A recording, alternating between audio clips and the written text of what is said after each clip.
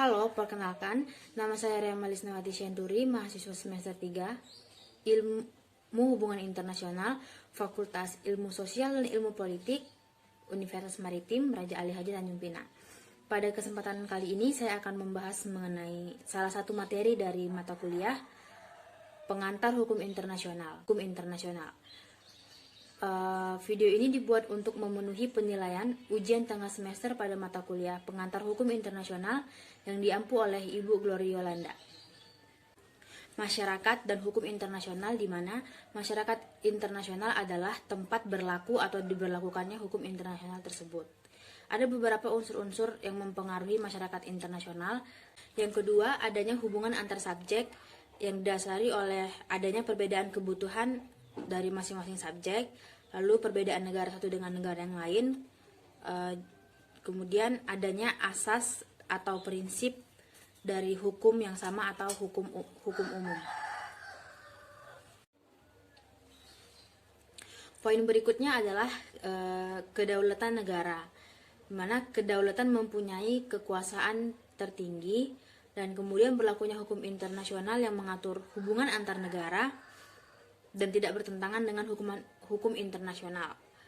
Lalu kedaulatan dibatasi oleh batas-batas wilayah negara kedaulatan. Kedaulatan negara tidak boleh bertentangan dengan hukum internasional. Kemudian munculnya paham kemerdekaan dan persamaan derajat. Kemudian ada juga perubahan-perubahan alam yang mempengaruhi masyarakat internasional, misalnya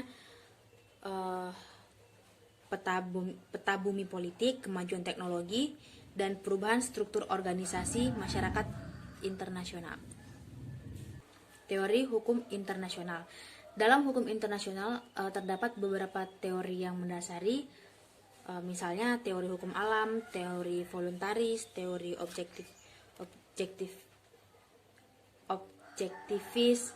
teori positivisme, dan teori feminisme. Itu merupakan 5 dari beberapa teori yang ada di hukum internasional. Teori hukum alam. Hukum internasional merupakan hukum alam yang diterapkan pada kehidupan masyarakat, bangsa-bangsa, atau masyarakat internasional. Hukum alam merupakan hukum tertua, namun banyak mengalami modifikasi sampai saat ini. Paham ini menekankan nilai abstrak seperti keadilan dan kedaulatan individu. Bentuk pelaksanaannya adalah munculnya hukum hak asasi manusia internasional. Yang kedua, hukum voluntaris atau hukum kehendak negara. Hukum internasional berlaku karena adanya kehendak dari negara yang bersangkutan untuk tunduk pada hukum internasional tersebut.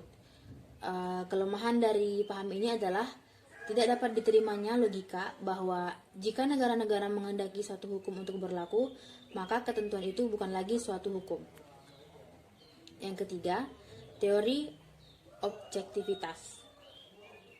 Norma hukum yang lebih tinggi yang didasarkan pada norma yang lebih tinggi lagi, dan seterusnya sampai pada tingkat dasar yang disebut dengan grand norm. Yang keempat, teori positivisme. Menurut teori ini, hukum harus diperlakukan secara eksklusif. Dalam hukum internasional, negara-negara diharuskan untuk menaatinya dikarenakan norma dasarnya merupakan hukum kebiasaan. Yang kelima, teori feminisme. Teori ini didasarkan oleh sebuah upaya kelompok feminis untuk melakukan sebuah terobosan terhadap sistem yang selama ini telah terdistorsi oleh diskriminasi gender, di mana teori ini lebih difokuskan pada upaya menyelidiki apa yang menyebabkan berlangsungnya peran dominan atas satu kelompok laki-laki terhadap kelompok lainnya, yaitu kelompok perempuan. Baiklah, hanya sekian yang dapat saya sampaikan mengenai masyarakat dan hukum internasional. Semoga apa yang saya sampaikan dapat bermanfaat. Terima kasih atas perhatiannya. Sampai jumpa.